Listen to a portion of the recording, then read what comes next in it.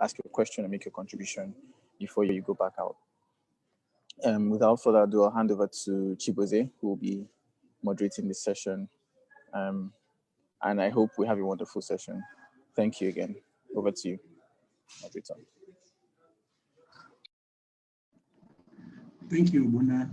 Welcome everyone to the 54th Next Step Power Dialogue. It's really been a good year so far. We haven't really had much issues in the sector, and we prayed and hope that these discussions will help us to come up with strategies and ideas that will really help to shape the sector better. Today, I have with me sector experts who most of you already know. I'll just go ahead to introduce each of them. I have with me Engineer Edmond Eje. Engineer Edmond Eje is General Manager, Market Operations in the Transmission Company of Nigeria, TCN. Engineer Edmond Eje, you're welcome. I also have with me Olubumi Olukoju. She is the Chief Financial Officer for Ikeja Electric Distribution Company, also called Ikeja Electric, or IE for short.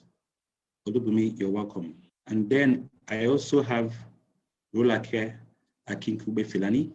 Rolake is the Chief Commercial Officer for Mixta Africa, a real estate developing group.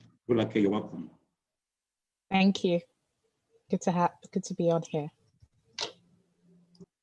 So what we're going to do is to use this opportunity to hear each of the panelists, hear you out in terms of what would be your opening remarks for us today. So each of you would have 5 minutes to just give us your opening remarks. So like they say, ladies first. So Rolake and me, or maybe we'll go with Rolake first. All right, thank you so much, Chibueze, and great to be on here with you all again, and great to be working with the Nigeria Electricity Hub. You know, this is an issue that we talk about on a quarterly, monthly, daily basis, depending on what domain you work in. So we were given the topic of the triple threats to the sector, and I thought it would be interesting to couch it in, for me, 3 things really come to the fore. In terms of the challenges that I think we're still dealing with. And it's worth bearing in mind that some of these challenges also present opportunities. And for me, they are the 3 Fs. The first one is funding. The second one is the fiscals, i.e. the tariff structure. And the third one is what I would call the feedstock, which is also tied to the infrastructure. So very broadly, I just wanted to lay out some key highlights or updates, or some key data points. If we look across the power sector value chain today, whether that's sort of from gas supply to the midstream to the downstream, there are huge funding gaps and requirements. There are gaps, there are debts, and there are requirements. In terms of the gap, the funding gap today is very glaring. Statistics I saw show that we would need around 7.6 billion to meet that elusive figure that I often see quoted of 40,000 megawatts. And then if you then want to peel that layer back, you also have to look at the accumulated debt and the amount of funding you then need to support the sector due to the tariff gaps and the pricing gaps to make it cost effective and economical for the various players to produce or supply to the market. We also have cost requirements around infrastructure, even in the downstream, such as metering. And it was actually quite good to see that under the National Mass Metering Program, that some funds have been dispersed recently. So funding should not be estimated. The scale of it should not be underestimated. And on top of that, if we look at what has happened in the last year, in terms of the global economy, we've had the COVID-19 pandemic. And this has really underpinned 2 key things. The fact that there is now even greater competition for scarce funds and for cheap credit. That's number 1.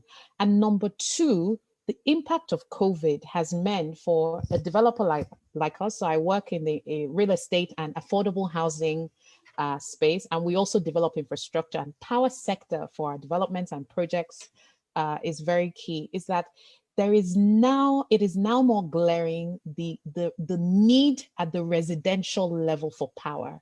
Because what has happened is we've seen a slowdown in growth in commercial real estate. More people are working from home. So the requirements and the load requirements on the residential side are actually increasing. And it's showing some of the weaknesses and gaps in our system.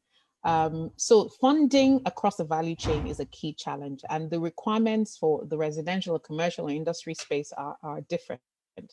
Of course, the fiscals, I won't dwell too much on that, but if you look under the World Bank's power sector recovery program, looking at Nigeria as a whole, if you look at the various tariff debts that have been accumulated since 2017, which we're still talking about now, long after privatization, long after these acquisitions have taken place of public sector assets, those debts are still running into billions of naira. And of course, we don't need to go into the politics of the tariff policy changes and the changes in direction and the moving of the goalposts. We really need to come to terms with the reality of the situation we face. We're spending a significant amount of national fiscal resources in plugging these shortfalls in the system. And I don't think this is sustainable. And then finally, looking at the feedstock, and which also ties in with infrastructure, is this whole story of gas, this whole narrative of gas as the engine of industrialization for Nigeria. I think we need to begin to put our money and our resources where our mouth is, because gas has huge transformational impact. And I now globally, we're talking about the green recovery, and sustainable energy and renewable energy will be part of filling that gap. But if we look at the different layers of requirements across our economy, so we have the residential sector, we have the commercial and industrial space, the C&I, and then we literally have heavy industry and large scale manufacturing. We can't rely on renewables alone. So gas still has to form the backbone of that. But our infrastructure network needs to be updated. There have been significant progress that has been made. For instance, the Gas Transportation Network Code that the Ministry of Petroleum Resources has been sponsoring. I think that is a great initiative for gas supply. But I think the funding of that infrastructure is really where the rubber hits the road. There's scarce global funds now available. Many people are really looking at financing sustainable and climate-related projects.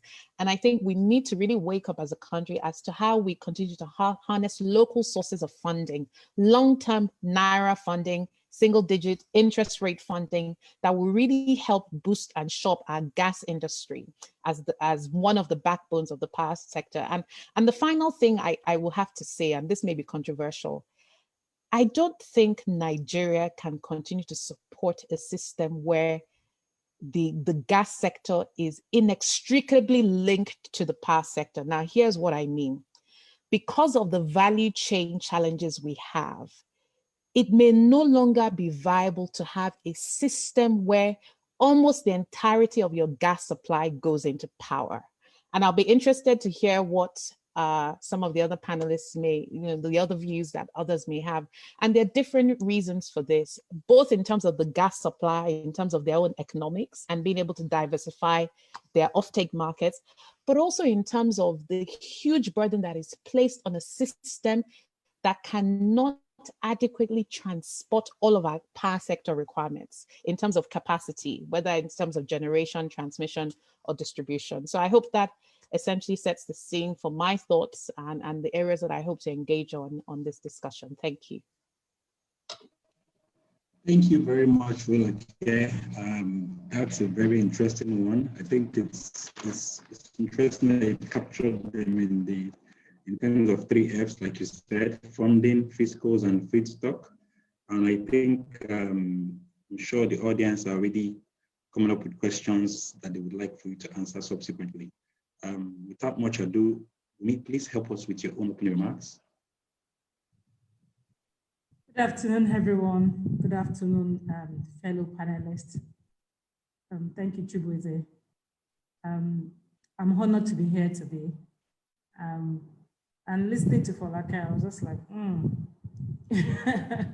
you obviously really follow the power sector. With respect to this triple threat to power supply. Obviously, there's been a lot of challenges in the sector, and being a player in a disco value chain, it seems as if we've been swarmed with challenges. And we said to ourselves, this year, 2021, is a year where we have to lift our head above the waters and stop looking at challenges and begin to look at opportunities, begin to look at what are the things that would set the sector right. How do we make every stakeholder in this sector a happier person, or a happier investor? And as Folake rightly said, of course, whether it's gas constraint, transmission inadequacy, or distribution inadequacy, all boils down to funding.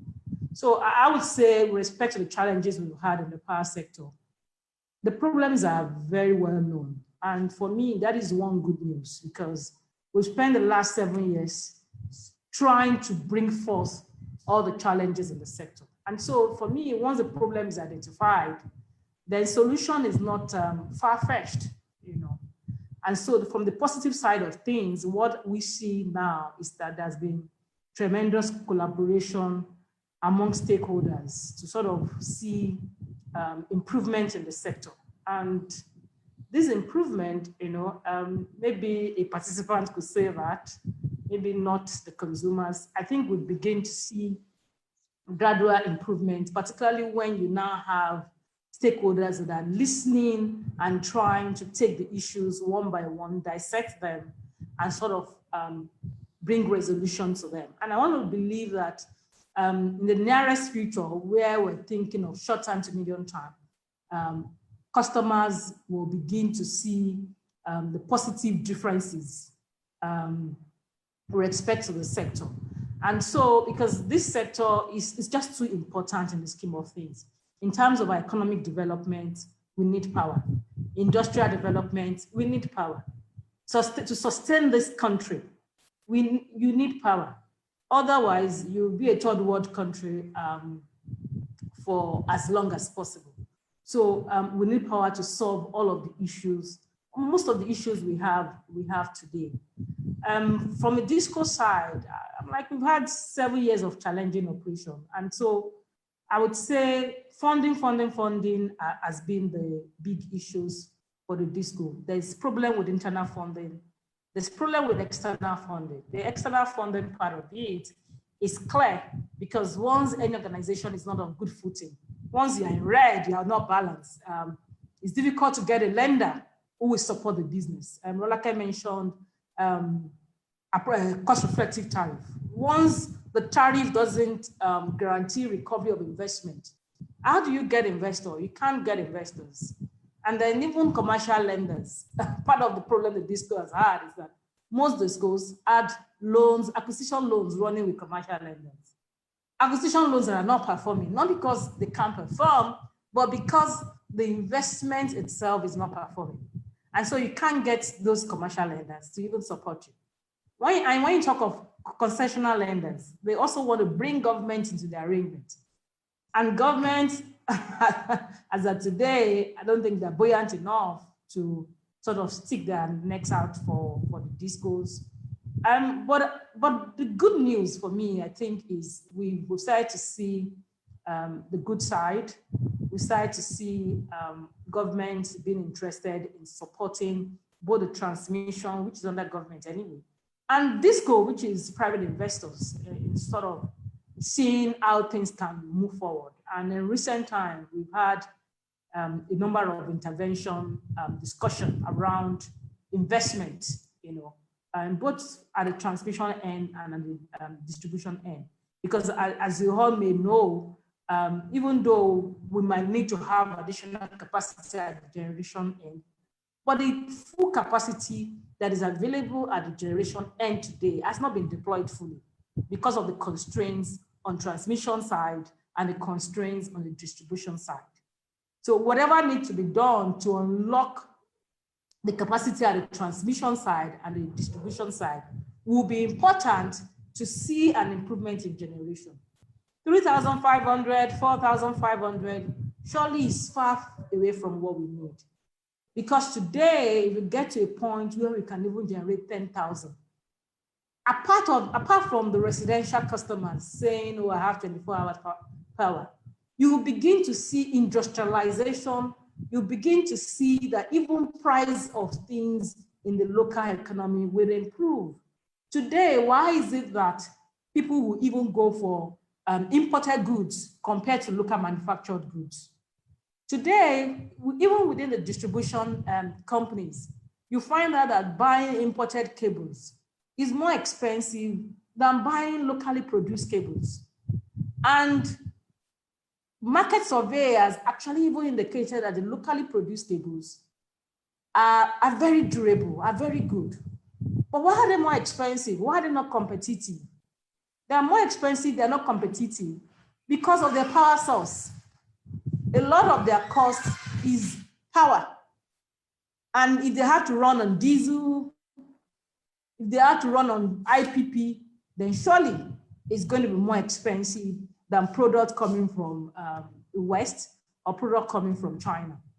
And so that's just to bring to fore the importance of power to our economy at large.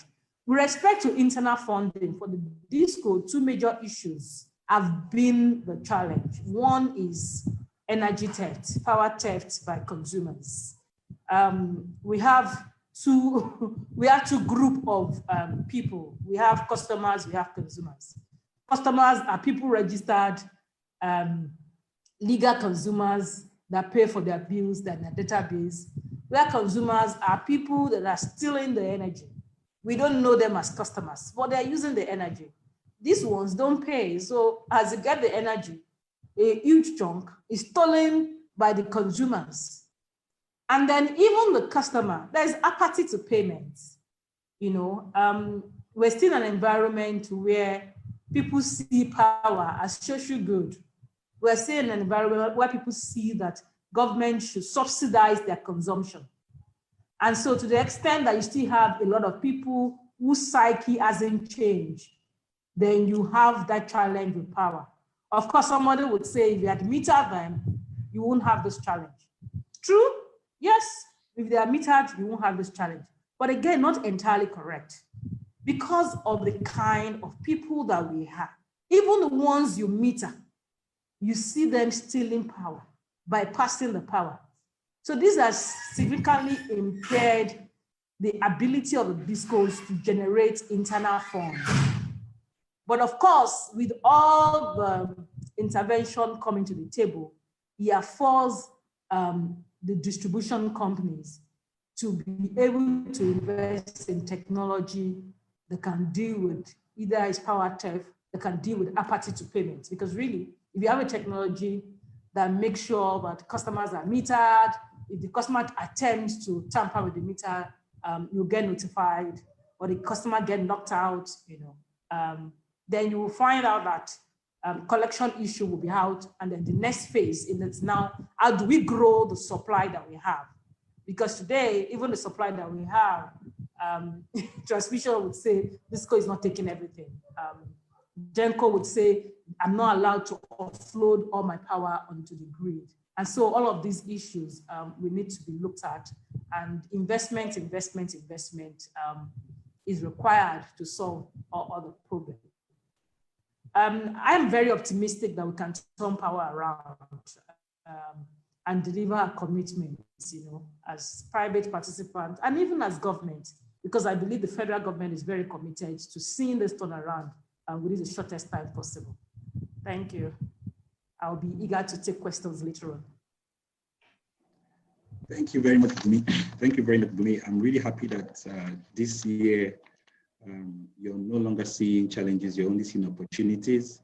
So we'd like to understand more about these opportunities as we proceed. Engineer Eje, you have 5 minutes to give us your opening remarks, but I think I can add 2 or 3 more minutes for you. Please go on.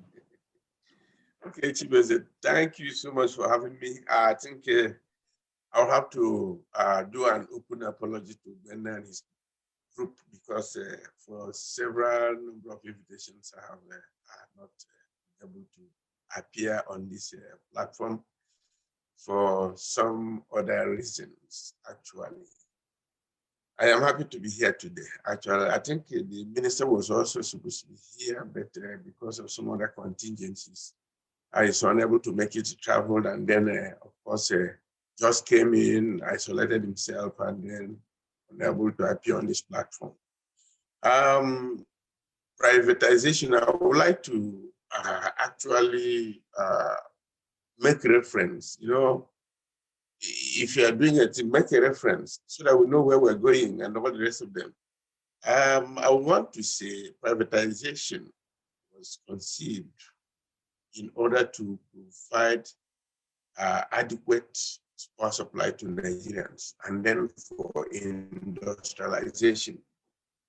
And I, as a person, I was highly enthusiastic, very, very enthusiastic that there is going to be privatization because I've seen it work in other clients.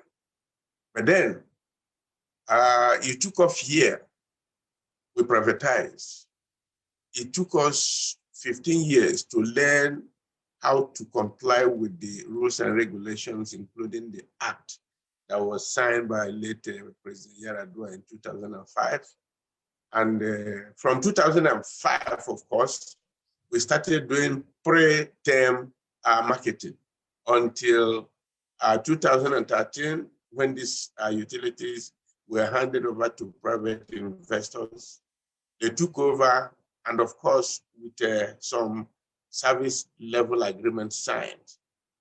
Why? I am not here to cast blame to any person, but it is good to know where we're coming from, to be able to provide better solution to the problem at hand. Now we took off term 2015, February, term started. Term didn't just start all of a sudden. There were preconditions for term.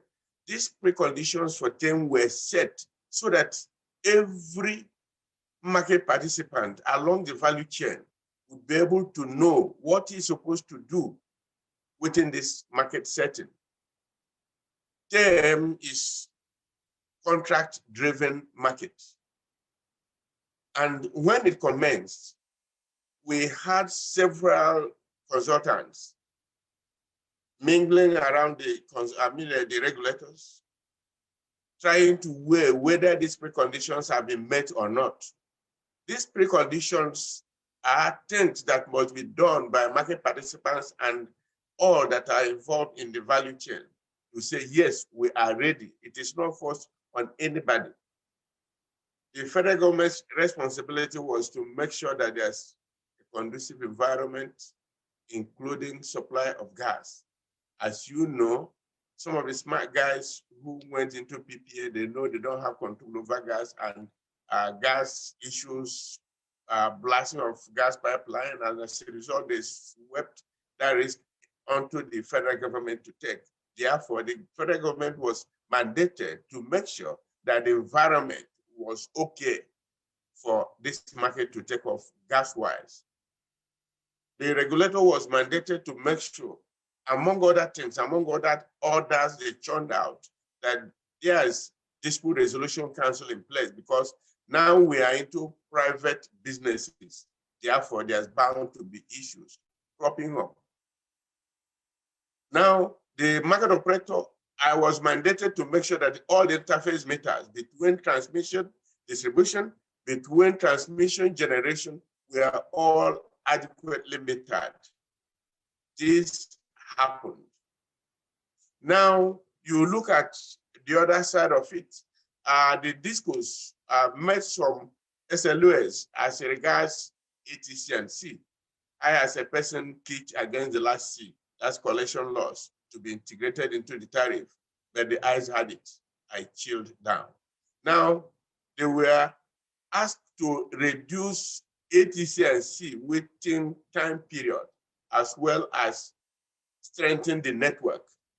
These are the SLAs that will impact on the review of the subsequent tariff for each of the discos. This, whether it happened, we will know going forward. Now, that is not just one of the worst issues. Now, the GenCos were asked to up their games by improving their capacity. Most of them, I am sure they did. There were some dilapidated generating machines. I know people went on to upgrade them, and they did. And so we have a lot of capacities untapped within the generation sector. Now, finally, the highest confidence given to every market participant, especially the GenCos, was that the distribution companies must put bank guarantee on the ground. They must put the bank guarantee at the value of 3 times the average invoice for both capacity and energy with embed, and also with the market operator. This particular condition mandated so many people to begin to make investment. What it meant is that if you have a bank guarantee, all the monthly invoices must come 100%. If a disco receives invoice and didn't complete that payment, there shouldn't be any payment gap or market gap going forward. That was the idea.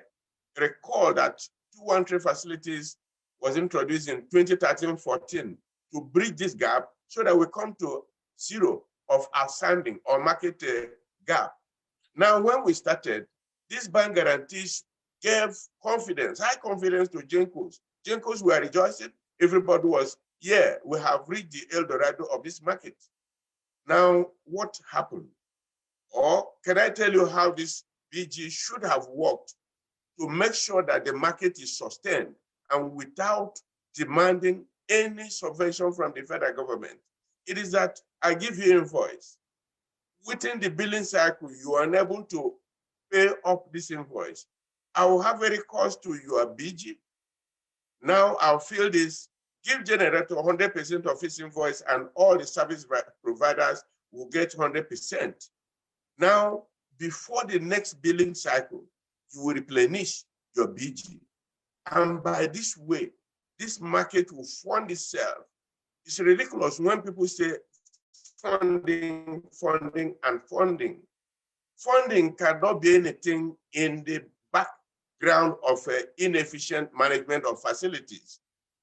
No, these BGs were not put in place. Some discos put their own in place. For the first 1 year, it never worked. In 2016, an attempt was made between Embed and market operator to have recourse because the first performance was almost 40%. From 40%, it started degenerating to a point we had in 2018, 20% performance in the market. So abysmal that everybody lost hope. What was the cause? If we had complied with the regulation, we wouldn't have degenerated to this so low. And so when we tried to have recourse to this BG, the discos went to court and obtained injunction. Yes, that injunction stopped both the market operator and the embed from going further to activate and make sure that the responsibility or the role of this BG was put in place. From that point, the market started degenerating. Now you started having market gap. Apart from tariff gap is something that in every market, in UK, Canada, Germany, and even in Spain, it does occur from time to time due to the movement of some macroeconomic indices. But then from time to time, they are also made good. But this market gap, which is not paying invoice 100%, became a perpetual sickness. And that forced the federal government coming with subvention, 600 billion, 701 billion, and all that. This amounted to about 1.5 trillion naira injected into a business that had been privatized. It looks funny, but the government committed it to make sure that this privatization works. But this money is nowhere to have its reflection today within the performance of both the everybody in the value chain. You see, so but it is interesting to tell you that in 2019 April, I looked at my my market rule. I looked at it. I said, well, I have facilities to control. I mean, collect 100% invoice, and I did from April 2019 till September, when there was this intervention by CBN on payment discipline. I tell you, I was collecting my invoices 100%, and that's something to commend the discourse all about. Now we're talking about funding. Probably one would also blame the background through which these acquisitions were made. One, in other climes, a public utility cannot be given to a single person to own. It cannot be given to money borrowed from the bank. It is done through equity. It is understood that most of the acquisitions were done through credit loan. And this loan became a very staggering weight on some of the discos. This prevented some of these discos from living up to the signed SLA to reduce the ATC&C. They couldn't do it because their first charge now became bank's charge. Otherwise, they started off very well. If they had had enough equity to start with, enough capital, probably the first thing they would have done is to strengthen the network. Because disco business, I tell you, is money maintained if managed well. But it was not so in Nigeria because of funding. We will not say funding generally because this is a private business. You cannot say government didn't fund because it is no longer government business. Individuals, groups that bought these utilities need to fund themselves. I can't remember that we funded generation. We didn't fund generation. It's a private entity, you know? So the problem started at this point. Now, because this market gap started widening, the discos resorted to reducing their invoice monthly. How could that be affected? By reducing the amount of energy they would take. Now, I would be happy for people to understand this fundamental. By reducing the amount of energy you take, now you restrict the amount of energy to be evacuated from the transmission. It is to be understood, it has to be understood by everybody in power sector that energy consumed, energy generated, energy evacuated are simultaneous states. Energy is not stored anywhere, though we have new technologies coming out now where you can use battery to store energy. But I tell you, as the generator is generating, transmission is evacuating it. As it is being evacuated, the consumer takes it. Any imbalance within this thread causes a lot of issues. Most especially when the disco drops load as a result of whatever reason. Now, the transmission company will battle to come to a steady state of the transmission. And when it does this, there's this signal that generation, there is imbalance, please drop load. This means that we have capacity that cannot be utilized because of ripple effect from the distribution end. But most people tend to say there's evacuation problem, transmission doesn't have evacuation capacity. But I tell you today, we have capacity 12,954 megawatt point 4 available at the interface of distribution and interface. Now, go around the country. Some of these facilities are underutilized, some of them 30%, 40%, because the loads to be fed are not there. Go around, we have gone around everywhere. We have 159 substations, 132, 33 substations from where we feed all the distribution companies in the Federation. And all of them, if you go, as at yesterday, 12,000 megawatts is available with them. Now, the transmission company can evacuate 7 on a steady state. But because these 7,000 cannot be taken from the distribution end, now it suffocates the grid the grid becomes unstable. The frequency becomes to waver up and down. And because it waver, you see outages from time to time. You see a system blackout from time to time. And the generator is there complaining that my EOH is increasing because I am forced to reduce my load. It is not optimal. It generates heat to my machine and I am suffering. And the deemed capacity, which I have now been suffocated, nobody's paying me. This is the issue. But I tell you today, there are one or two solutions going forward we might try to proffer, but so far, this is where our problem started. It is not basically that of funding. Funding in the sense that the investors never came ready, knowing the in-depth of money required to manage this thing. It is not something you come, you begin to collect money from the discos, from the consumers. It doesn't work that way. You must make an input, bring this system up a stage, and then you begin to reap what you have sown. So far, let me put a stop here and we hear from others. Thank you so much. Thank you so much, Engineer Eje. Just from listening to you, one can clearly hear that there's a lot of passion in what you do, and you love the sector so much that you want to see improvement. And I think today we would definitely want to hear more about the solutions you have in mind and from other participants. But just to quickly piggyback on your last comment about really balancing the value chain and the network such that you don't have imbalances that lead to generators shutting down and all of that. I guess this would be an opportunity to throw the first question to Bumi.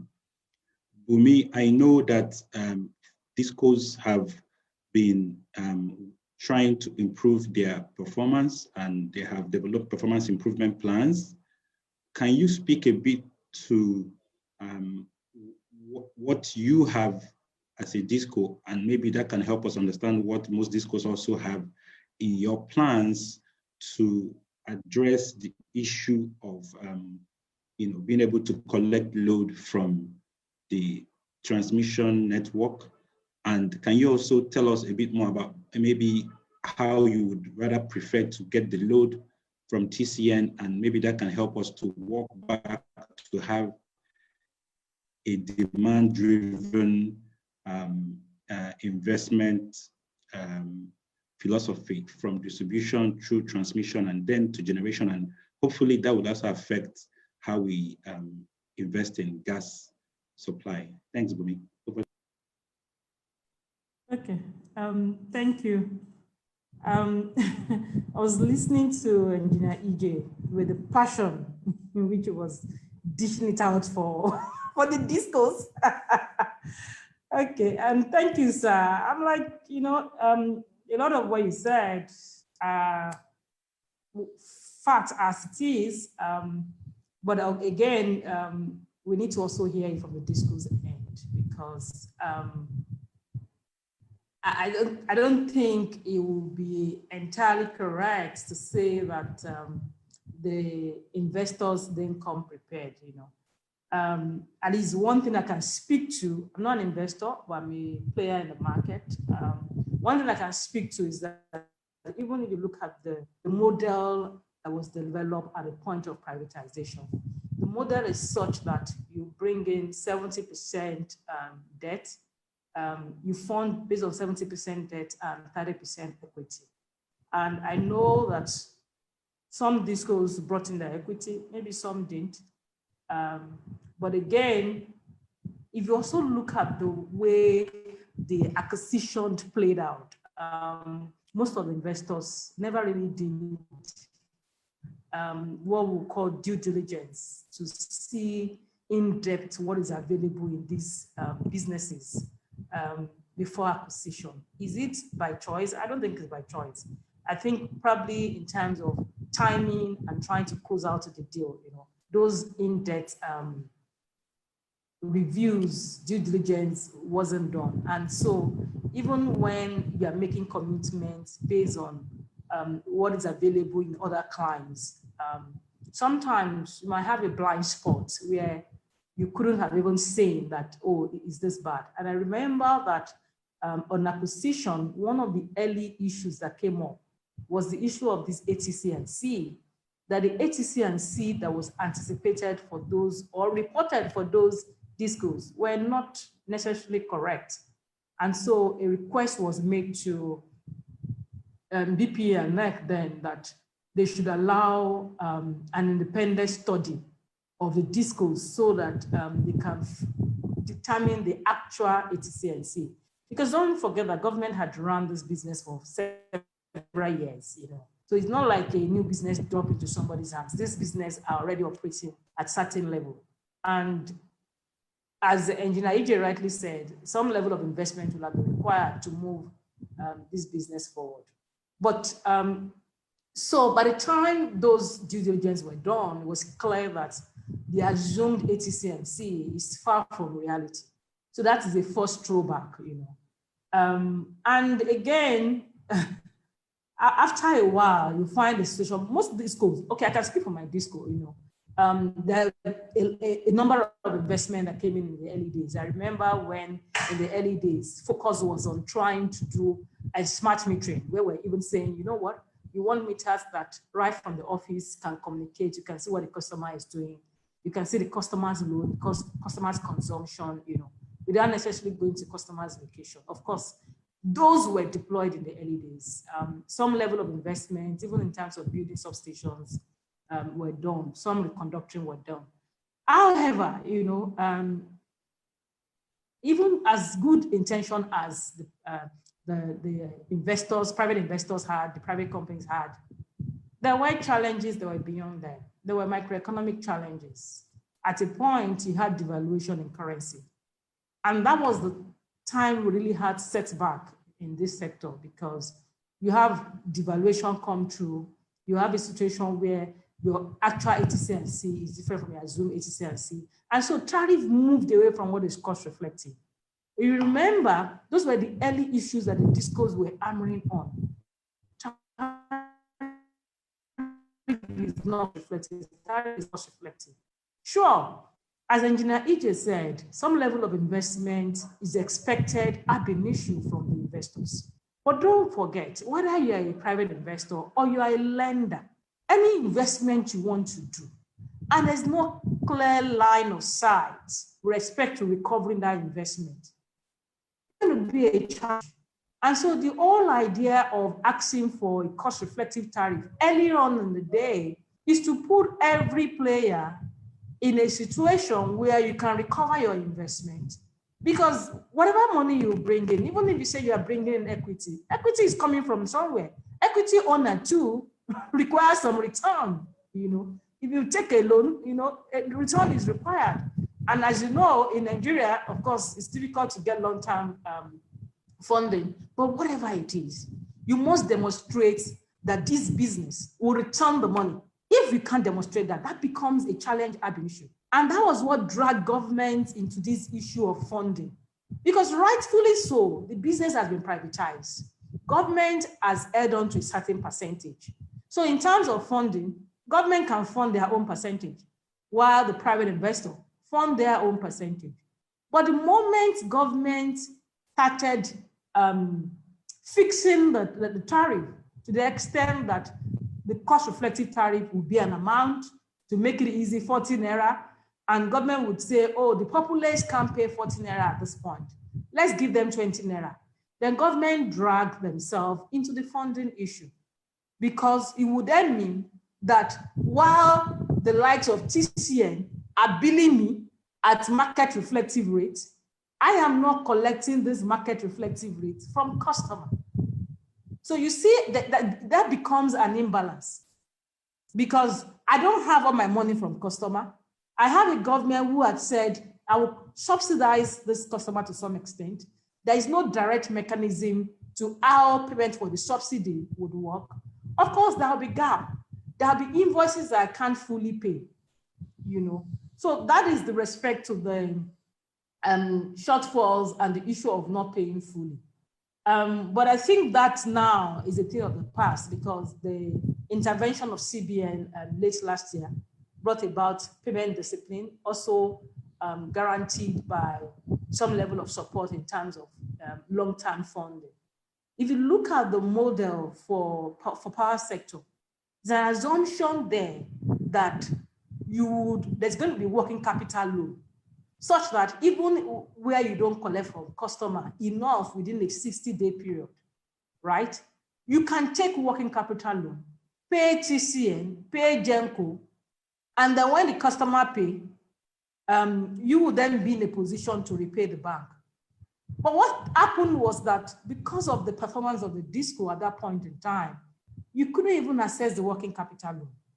So if you look at the intervention that CBN has done in recent time, that is something like what it's trying to do, to say, oh, know what, even though at this point in time you are challenged, you can't pay 100%. Surely, if you are working efficiently, you should overcome the challenging period when you can't pay 100%.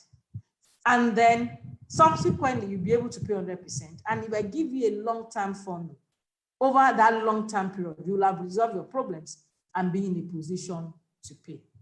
So if to speak to the issue of load balancing and rejection and the like,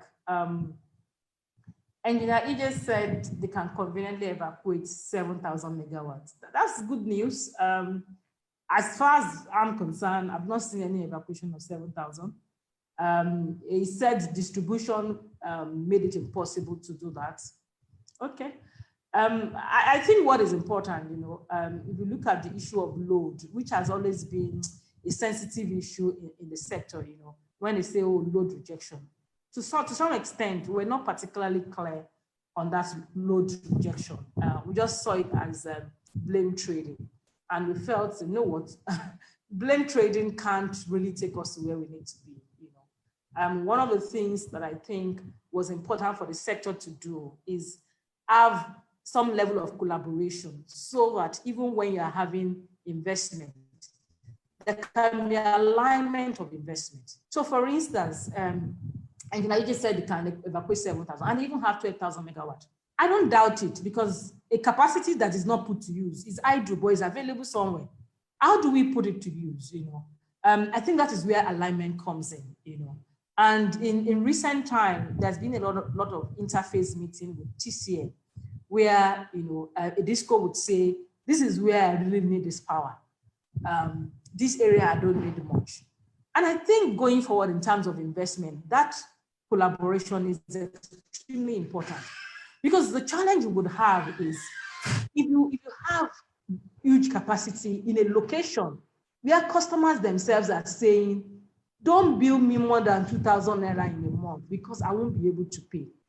Then you find out that there's no way a DISCO can take up the energy in that location, because the customers it will be outright loss ab initio. A customer that says to you, I can't pay more than 2,000. If you give the customer energy worth 10,000, it's a loss, right? Then if you look at location where there are maybe commercial activities are springing up, maybe industrial activities are springing up, and they require power. And then if this area is an area where TCN capacity has maxed out, then that is a challenge, because you know what? You have excess capacity in a place where I don't necessarily need more power. In a place where I need more power, that capacity has been maxed out, right? So it brings me back to the issue of collaboration, which is what will help this sector to move forward. If that collaboration and alignment happens, both parties will sit and say, please, your next set of investment will require power in Ogba, will require in Korodu, will require in Ogudu, And then, of course, the capacity you already have in Igbo, Jibo, something, you would, at some point, you would hope that development can happen in those areas, commercial activities can happen in those areas that will take up those power. But at least in areas where you want the power desperately, you can quickly make sure that power is taken. That's on the load. On the investment side, thank you. On the investment side, I'm sure you would still carry on from where you stopped by the time I ask you the next question. That has really been interesting, because you've been able to highlight that really the discos sometimes would like to get power in some places, but that power doesn't really get there, and it goes to areas where you possibly have high losses, and therefore you're not able to collect the revenue for the energy that is sold in those areas, and that speaks to your struggling to meet up with your market bills and to pay upstream players. But talking about upstream players, I would take us to Rolacare. Rolacare, listening to Bumi, she spoke about line of sight for recovering investments. And we are currently in a service reflective tariff regime. It would be interesting to hear from your own perspective as a real estate developer, how you believe that service reflective tariffs can actually improve the sector, particularly just looking at from your own perspective. If you think about the gas transportation network code, and we are maybe put in charge of improving the value chain where private sector investors can bring some of their strategies and techniques for equity and debt optimization to addressing funding problems. So maybe you can help us with how you believe that using service reflective tariffs, we can actually get out of this quagmire, and then also maybe speak a bit about how investments in gas transportation networks can actually also support. Thank you. Okay, thanks, Chibueze. You keep saying from a real estate and perspective, but I'm sure you know very well, I only pivoted into the sector over the last year, and I spent the last 10 to 15 years of my career working in energy finance and infrastructure finance. So, so I'm going to sort of share both perspectives. I think for me, it goes without saying, if you look at the typical investment cycle, your ability to realize returns on your investment is key. So I'll talk perhaps on the tariff reflective tariffs. It goes back all the way to the upstream, and it really touches at the heart of what I'm saying, that our entire gas sector upstream has essentially currently been designed around the power sector. And for any economy that wants to trigger long-term sustainable growth, that's not a necessarily viable strategy in the long term. And I'll give you several reasons why. The first one ties into the infrastructure, which the transportation code is trying to solve. Gas infrastructure pipeline has been focused on regional hubs. And part of the challenge is that if you're an offshore developer who perhaps has a gas field stranded somewhere offshore in a swampy region, is your ability to supply to the onshore market. So one of the things that the gas transportation networkers is essentially trying to do is assure that producers upstream have access to existing pipeline networks through an access fee. That's the easiest way to describe it. And essentially what that means is that all the gas that has been stranded offshore can now be plugged into the gas infrastructure network and that brings gas. For instance, if you're Dangote, you can bring your gas to Lagos via the east-west offshore gas gathering pipeline. So everybody along that route can use a certain pipeline and negotiate commercial terms with the owner of that infrastructure. Now, that model is something that has been pioneered in many parts of the world. This idea that you can essentially create a free market around gas infrastructure utilization and transportation. And that is a model that we've been trying to explore in the power sector, in the midstream and upstream. Willing buyer, willing seller, you negotiate your fees, you get the fee that is reflective of your cost structure and maybe a cost plus structure to take into account your transportation or transit costs, etc. So that's key. If I'm an investor, right? And I think this is potentially one of the challenges, I won't say failings, with the privatization code. The power projects that have succeeded in Nigeria have plugged some really critical items. First of all is the return side, which is essentially tied to the revenue stream of that project. The guarantee structure has worked on those projects that have been successful because costs have been reflective, but not only have they been reflective, the parts of the value chain that have needed to be enhanced from credit perspective have been enhanced. And this is what I say, privatization does not mean we completely ignore government. It's more about where exactly in that value chain should government really be playing.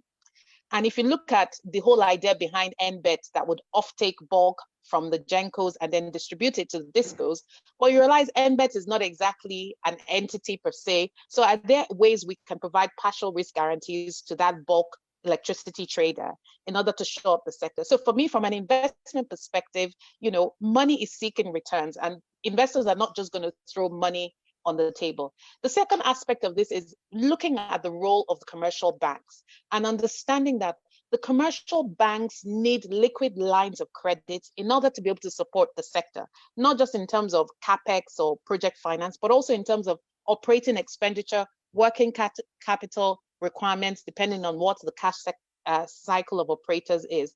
And then the other thing I would say is really understanding the new requirements of investor. We've seen low investment levels in the power sector in Nigeria, particularly the gas to power sector. And there's a reason for that. There are different levels of risk. There's a credit risk. I already spoke to that about recovery across the system. There's a political risk, and there's a country element. There's a country risk element. So I think we need to be looking at it from different levels. The other thing I would say as well, I think specifically looking at the investment landscape, particularly in the gas to power sector, one of the things that we've been seeing emerging is how we can diversify the offtake markets. Because if you have gas only going downstream to the DISCOs, and I know that is where we need it, a producer may not be as incentivized to develop significant amount of gas resources. We know that they're hugely capital intensive. So whether you're looking at your domestic gas obligation, within that domestic gas obligation, how much should we really be allocating to the power sector?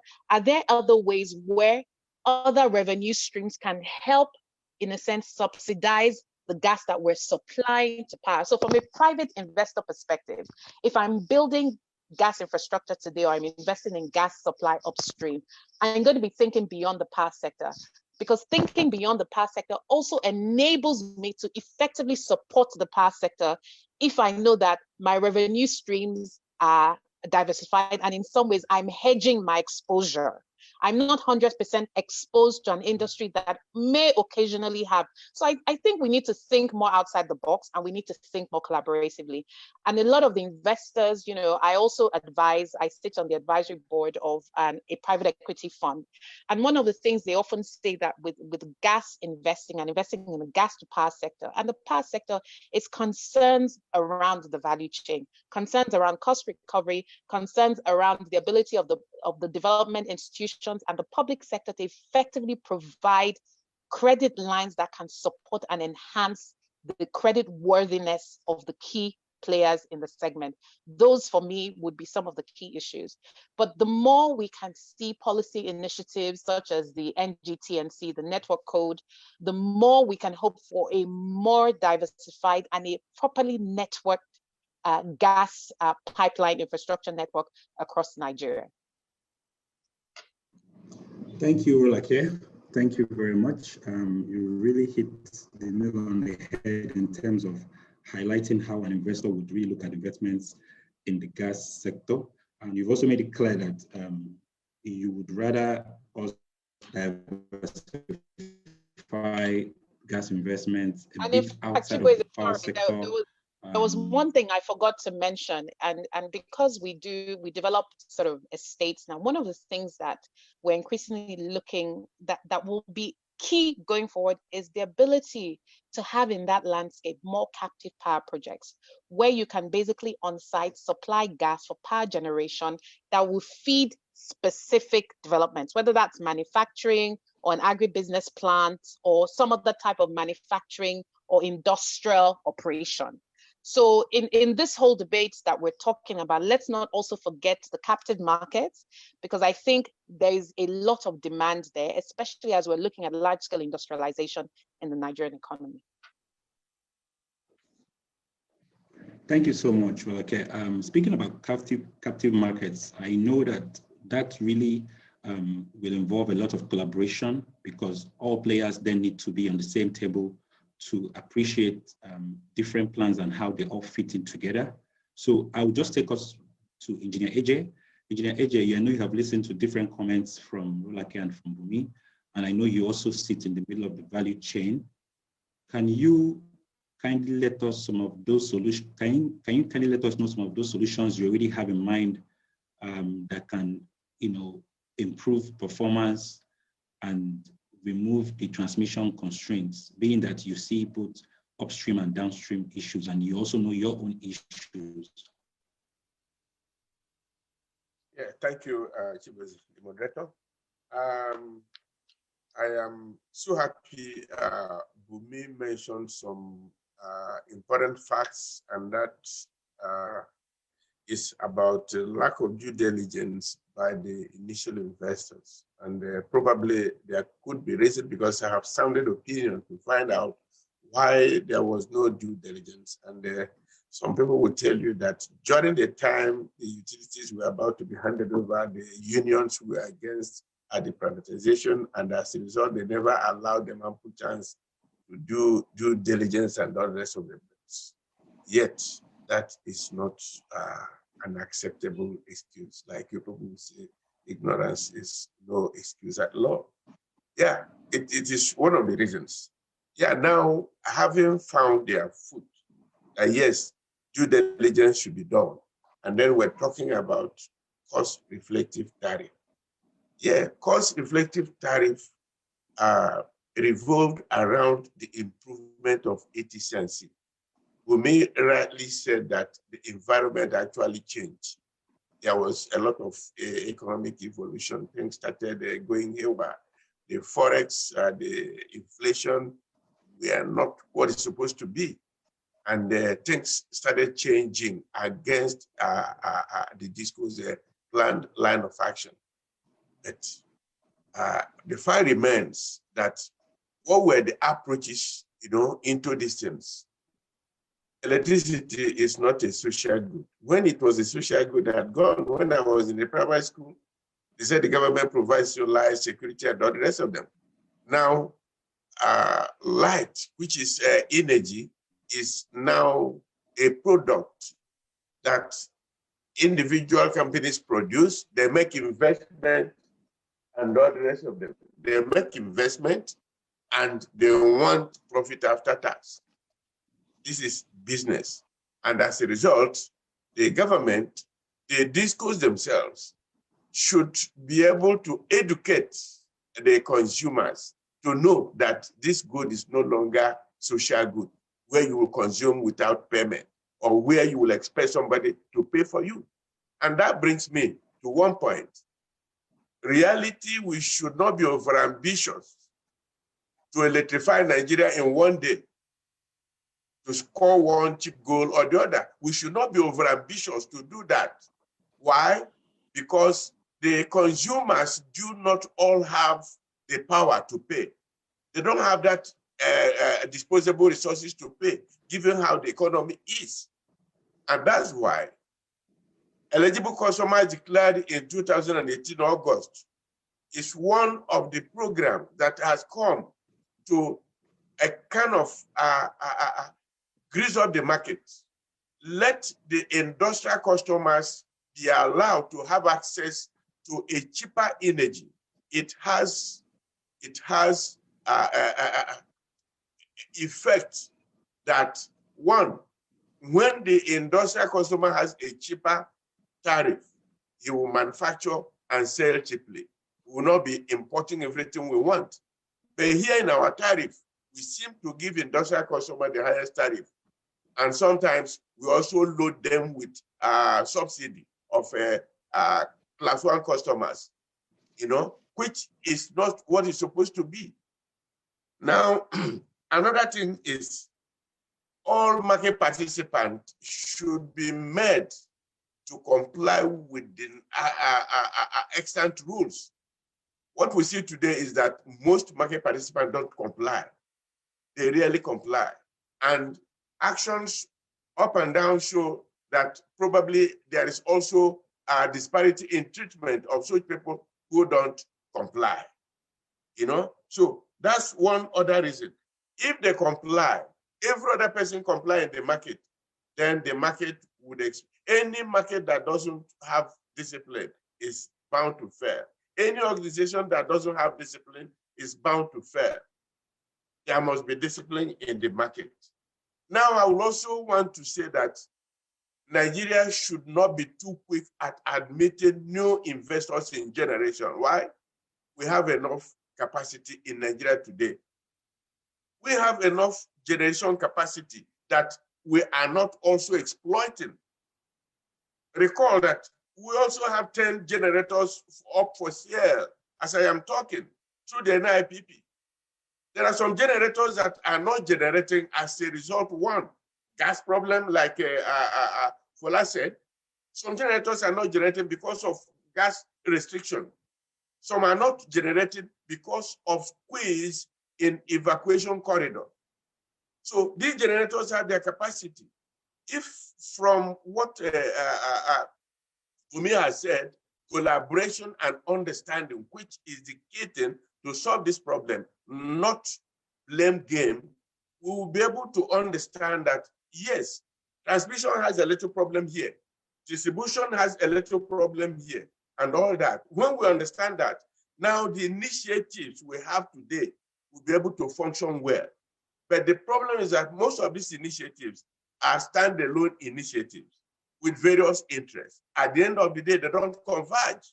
It's a very big problem, big problem.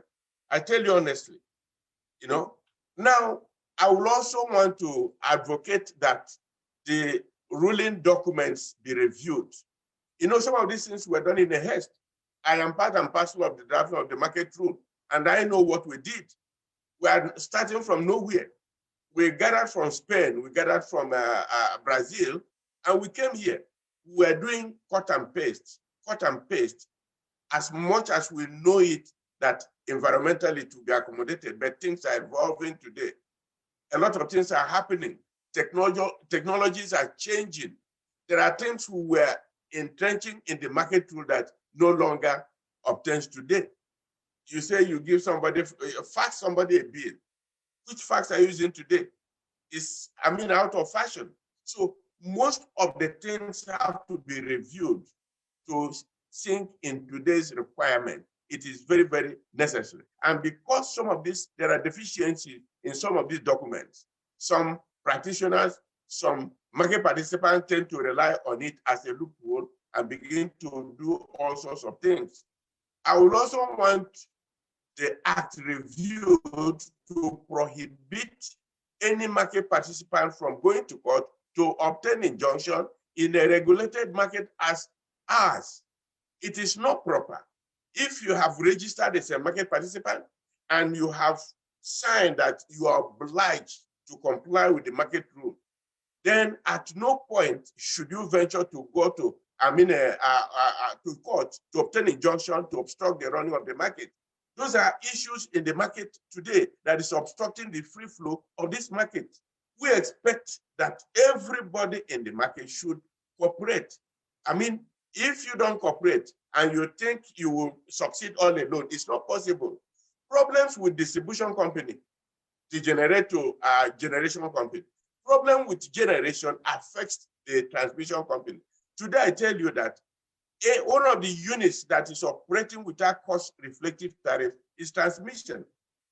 A little rough estimate we have done show that tariff for transmission, considering the CAPEX and OPEX, should be giving us around 40 naira to evacuate 1 kilowatt hour of energy. But today, what are we getting? Peanut. Less than 10 naira, less than 8 naira per kilowatt hour. And transmission is not getting any subvention from the government. All the interventions so far made in the market, none came to transmission. We are existing with the IGR. And if our tariff is cost reflective, then we'll be able to do all the things we're supposed to do. I am happy today also, Bumi mentioned, there's this intervention from the CBN to see whether the market gap could be shortened, if not stopped entirely, by trying to provide some operational fund to the discos and for metering and all that. We pray that this goes well. If it goes well, according to what we have had, then we are near from at least cutting short market gap. If we cut market gap, then there wouldn't be any need for government to come again to say, I dole out this and I dole out this. At the end of the day, we don't see how it has impacted positively on the Nigerian electricity market. The whole idea is that everybody gets good supply of power. It is not theory. There's one issue. When a disco says, I need power here, TC and give it to me there. Now, there is one fact people tend to misunderstand.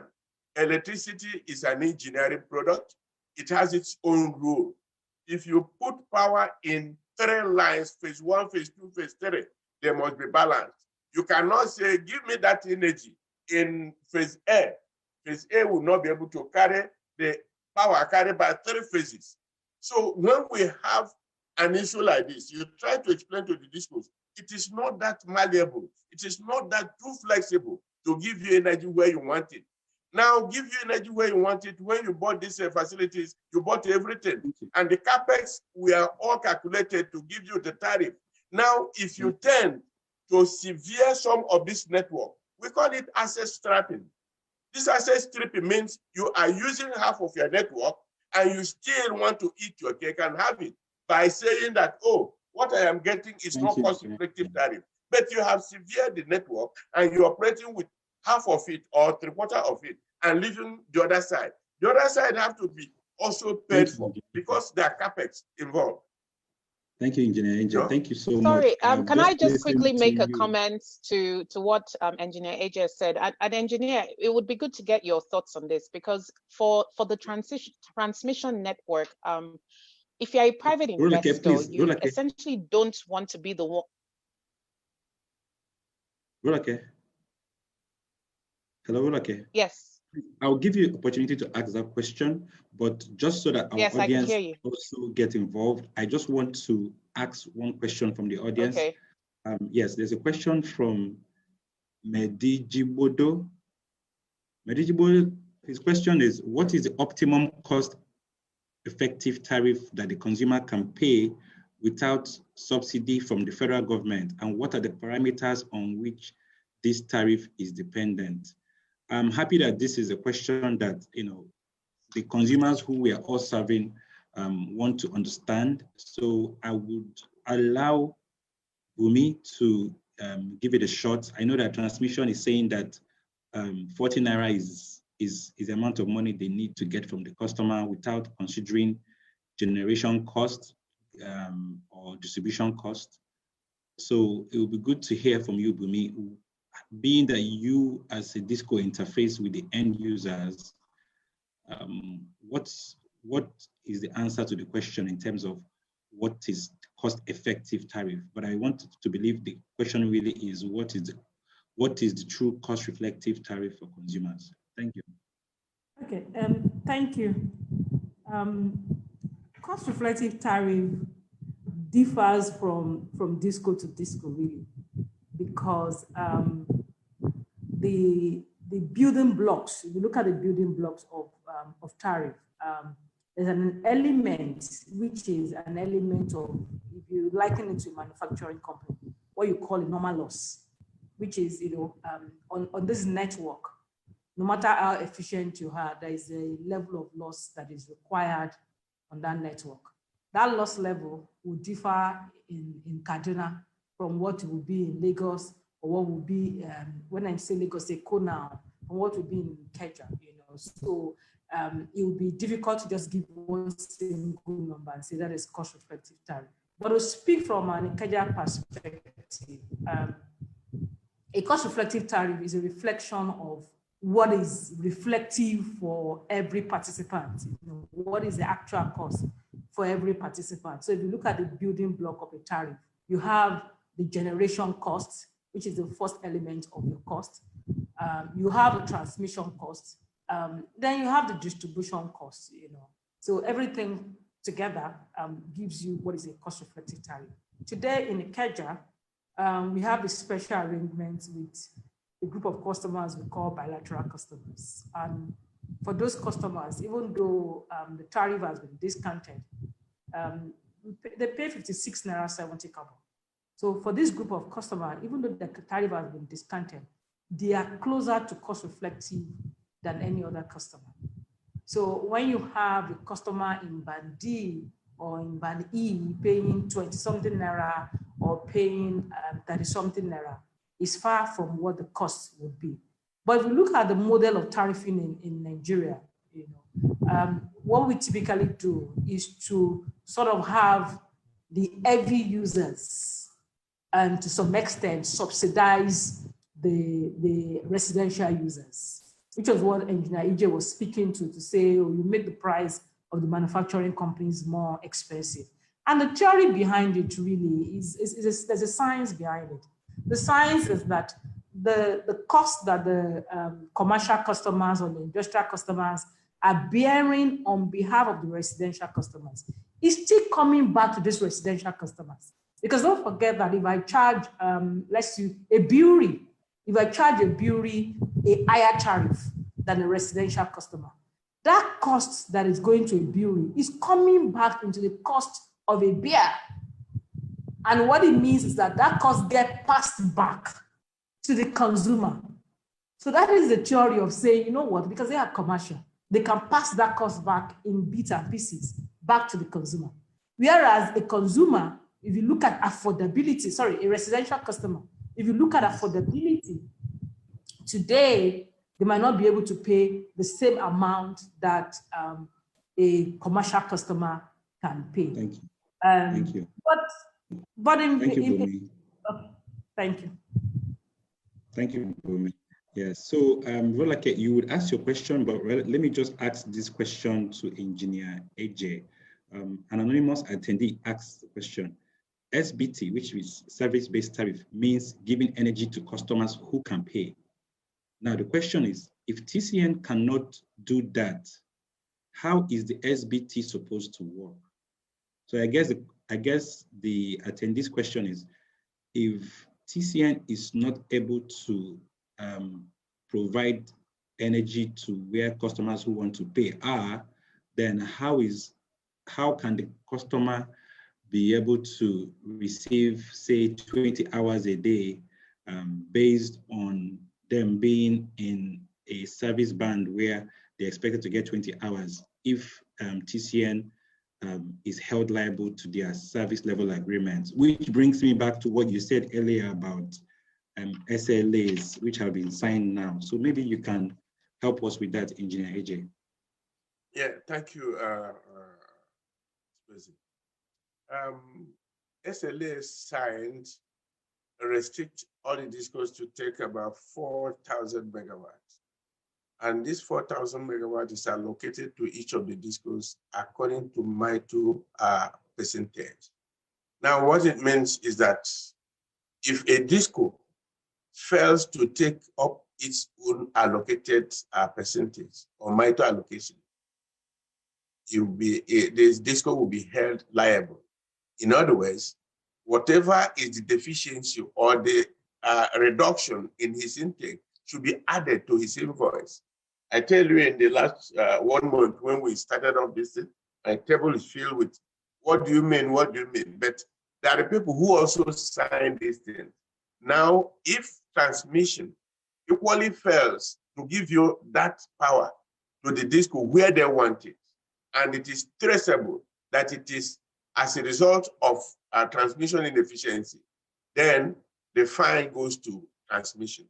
But I tell you today, from practical experience, what we are seeing is that most of these discos lack the appropriate network capacity to take this energy. Remember that what the transmission does is to evacuate this power to the interface between transmission and distribution. And from 33 kV feeder, it becomes the property of discos. The transmission would not go and build some of these substations, 11 kV substation or 3311 injection substation. It is the problem of the disco to do that. Therefore, the consumer in question is also shielded from the 13233, where they look up to is their injection substation. In as much as there is power there, made available through the tax authority, it is up to them. But when there is a fault in their line and they're unable to take the energy at the interface between transmission and distribution, the problem is not that of a transmission company. What I was saying initially about load balancing is that in as much as the discos require I want it left, I want it right, it is also good to understand that the product we're talking about is not that too malleable. It is not water. Put it in this, if it doesn't enter here, pour it in the other way. No, it's timeline-based product. It has to be consumed as it is taken.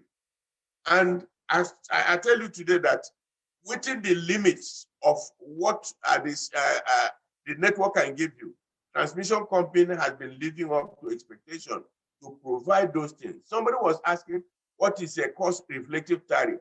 Bumi has answered it quite all right. But in a nutshell, there are some cost-reflective tariffs that are based on value addition. For instance, there is a customer at Ikeja, Bumi mentioned it, a group of customers. These customers said, opted, yes, give me steady power supply. And whatever you have spent to make it available to me, I'll pay. That is value addition. Ikeja will go all out to make some extra expenses apart from the tariff given to them. They put more equipment to make sure that there's no disruption. Now they have added value. And when they give it to this class of customer, they're having 24 hours. Somebody will say, what actually happened? That is cost-reflective tariff. Those people are paying. You know, so that's how it goes.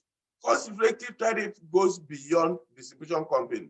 Cost-reflective tariff also supposed to be reflected on what the transmission company spends to be able to evacuate. But what I was saying is that we do not get that cost-reflective tariff in the jobs we do because they say we belong to the federal government. And as a result, our own tariff is used to balance the market. And we're suffering. That is it. Thank you for that contribution, Engineer Eje. Thank you so much. Rolake, please go on with your question. I wasn't going to ask a question per se. It was more a response to engineer's previous submission. And actually, the issue has actually skipped my mind. But okay. I wanted to make a point on cost-reflective tariffs. The reality is that we have to have tariffs that gradually reflect the cost of generating and supply electricity over time. But there's one critical point I wanted to make from an investment perspective, and that was with regards to the transmission network, is that we can't expect private investors to pay for the upgrade of lines, to pay for infrastructure that helps to curb losses, because these are issues that ultimately the government has to come in and talk. So anything related to loss reduction, grid upgrades, as far as I'm concerned, my philosophy is that is the work of government, right? The second thing I wanted to mention is around the denomination of tariffs, because when we talk about cost-reflective tariffs, along that value chain, there's, whatever that cost buildup is, one of it is around FX risk and exposure. It's something that we touch often in the market, but I don't think we're seeing enough of a dialogue on it. Is that ultimately, we know that tariffs are denominated in Naira, but I think investors have accepted that they have to bear some of that loss if they're coming to invest in the sector. But I think the ultimate foreign exchange risk, and we need to look at some of the market issues here, it has to lie at the feet of government. This is just the reality of it. I think you can have a portion of the tariff that will be dominated in Naira, but you have to assume that for the portion of expenses that the GenCos, for instance, upstream, there's a portion of expenses that they incur, and some of those expenses are not in Naira. They are actually denominated in foreign currency. And if you look at that, how that then translates across the value chain, when you talk about cost-reflective tariffs, this is one of the key issues that is often not reflected in the actual cost of delivering electricity. I just thought I would make that point on investment in transmission infrastructure, as well as the foreign exchange issue. Thank you so much, Rolake. That's a very good observation from you. I'll take another question from one of the attendees. Now, Emeka Ngoke's question is, what is the compensation package for a customer that pays for service reflective tariff when there is failure from Disco to provide as contained in band? So in bracket, customer says SLA. So I think this question is directed to you, Bumi. How is, and maybe you can speak for your own Disco, how is Ikeja Electric managing their service charter with their customers in terms of a customer who lives in band A, who you have promised that he will get 20 hours? How are you communicating? How are you monitoring your service level to ensure that the customer is satisfied? And if at all you are not able to provide as expected, how do you plan to compensate, or have you even compensated some of your customers? Thank you. Okay, thank you. The issue of compensation is, as you said, is an SLA issue, and the regulation from NAC is such that if you are not able to provide guaranteed hours of supply over an average period of 60 days, then one, for that 60 days, you would compensate the customer by taking the customer to the next band. So for ease of explanation, if it's a band A customer and you've paid 53 Naira as a non-MD customer, and for that 60-day average, instead of getting 20 hours, you got 15 hours. Then in terms of compensation, your tariff, your bill in that 2 months will be returned to band B tariff. So you get some saving in that 2 months. And then if it's established that is an issue that has not been resolved, it also means that that customer get downgraded to band B, and so on and so forth along the line. How do we monitor it? Availability today is on feeder. So we monitor availability on feeder continuously to see performance. We've also had instances where, of course, we could have issues on certain distribution transformers. So the feeder might be fine, but there could have been localized issue on 1 or 2 transformers within the area, maybe because of overloading or for any reason at all, they are load shedding. So typically what we'll do is that once we see that that transformer that is on a feeder that has a particular, so let's use band A. A feeder is a band A feeder, but there's 2 DTs under that feeder that cannot get 20 hours of supply. We'll downgrade the DT to the appropriate hours of supply. So we've seen that happen on our own. The customer doesn't even need to come to us. We just regroup the transformer, the customers on the transformer, and downgrade them to the next tariff class. Today, have we paid anyone? No, we've not paid anyone because we've not had a situation where we couldn't deliver for an average of 60 days.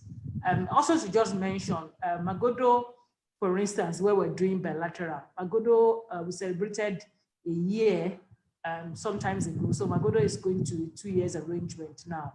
The arrangement is such that if you don't have 20 hours guaranteed over a 60-hour period, there's some complex calculation for penalty. And to tell you today, Magodo is a small group of customers, and these are customers that should normally just scream and shout if they have any issue. Today, we don't have any reason to pay penalty. Not that we haven't paid, we haven't had any obligation of penalty, because you'll find out that because it's average over a period, you can't have a band A customer who is paying 53 Naira, as the engineer EJ said. It's a premium service. If you're a band A customer, it's a premium service. You can't have that customer not getting that guaranteed hours for such a long period of time, because you also sort of categorize them as premium with dedicated service team, dedicated technical team, dedicated commercial team. Just ensure that you don't have a situation where you are in default over a 60 days is 2 months.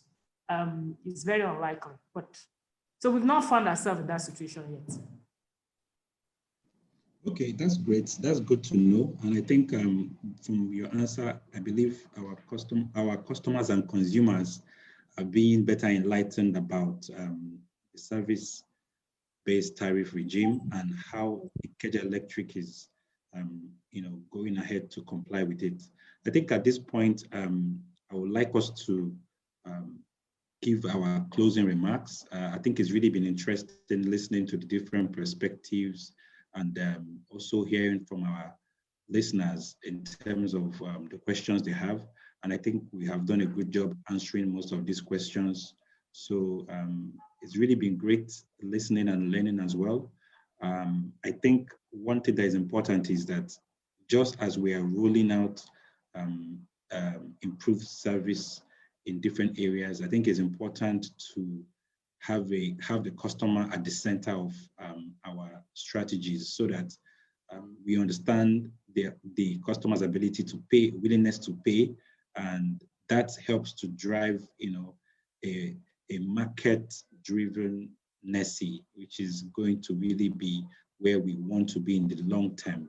So I would start with Rolake. Rolake, please give us your closing remarks and recommendations or any conclusions you have.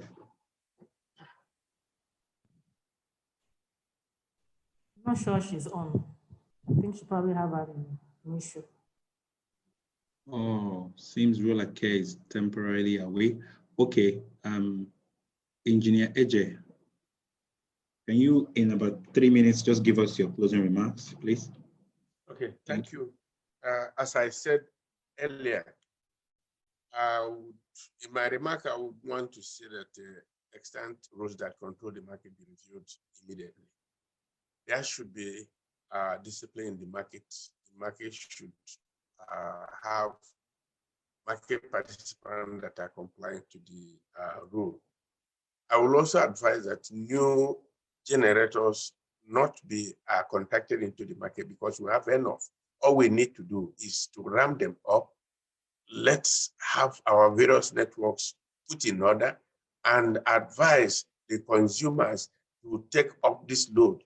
And again, there's something we have also overlooked here. The economy is too poor. An average Nigerian will want to consume energy without payment. And that's why I said, let us not be too overambitious to say we are electrifying the whole country at the same time, and we now create a whole lot of bottleneck as a result of poor cash flow. I will also want eligible customers that have been introduced in 2008 to come on. It is helping to dampen the cost of generation. I mean, the tariff of the generation.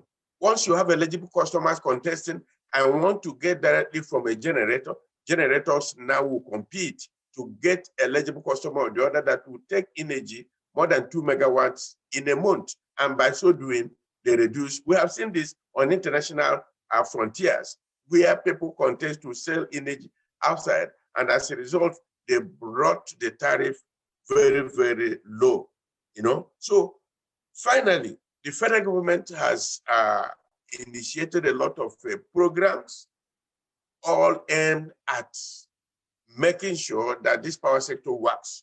You have the CBN initiative for disco discipline payment or payment discipline among the discos, which Bumi also mentioned, providing fund. We have the PSRP, power sector, power sector reform program. We have the DISCO PIP, performance improvement plan. We have Siemens power improvement plan. These programs must not just be tangential to one another. They must converge. When they converge, we have a common synergy that will drive the whole of this effort to making sure that the final objective, which is improving the power supply in Nigeria, works. Anything less than that, if we have divergent ideas, divergent opinion, divergent interests, all this effort would end up, it would be a tantamount to absolute nothing, and all efforts, all resources being wasted. Thank you.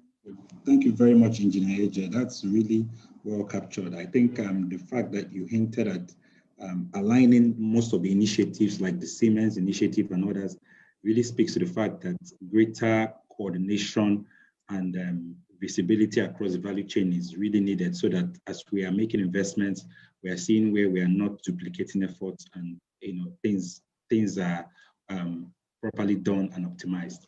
Bumi, please help us with your closing remarks. Okay, thank you, Chibueze. I think for us as a DISCO, as I said earlier on, it's important for us to begin to strategize, to move forward, to get ahead out of the woods. And so critical target for us is one, loss reduction, increased power supply to customers, and then be in a position to make a market remittance as I went due. In order to be able to do this, we see that a lot of investment is also required on our side. So in terms of our investment plan, we look at 3 critical areas.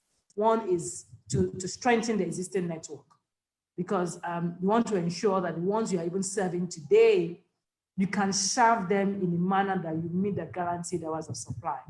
So you want to ensure you strengthen the network, optimize revenue in those areas, so that you don't also get yourself in a situation where you're paying penalty. Today, everybody wants to penalize the DISCO.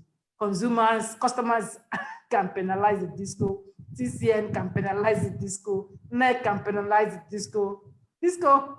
DISCO's position is not enviable. So we recognize that, and we're doing all that is possible to ensure that we don't get swarmed into this penalty situation, because I'm like, it's going to be a commercial market, commercially driven market, where everybody's playing by the rules this year, because a lot of intervention has happened, and as Engineer EJ said, it's extremely important to ensure that those interventions yield positive results.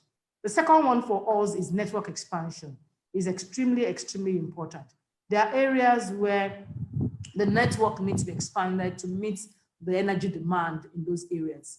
We also have, we have underserved areas. We have areas that are not even served at all.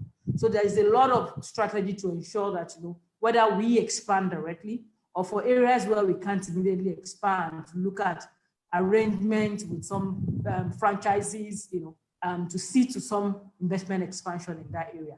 And then lastly for us, in terms of our long-term plan, is also to build redundancies into the system, such that you get a system to the point where when you go to the Western world, for instance, it's not that they don't have outage. It's just that because they have enough redundancies, you wouldn't know what has gone wrong. But in seconds, they've changed power source, because they've had issues. So similarly, it's part of what we plan to do within this PIP, to build the redundancies into the system. And so when all of this is done, I want to believe that it would help us to reduce loss significantly.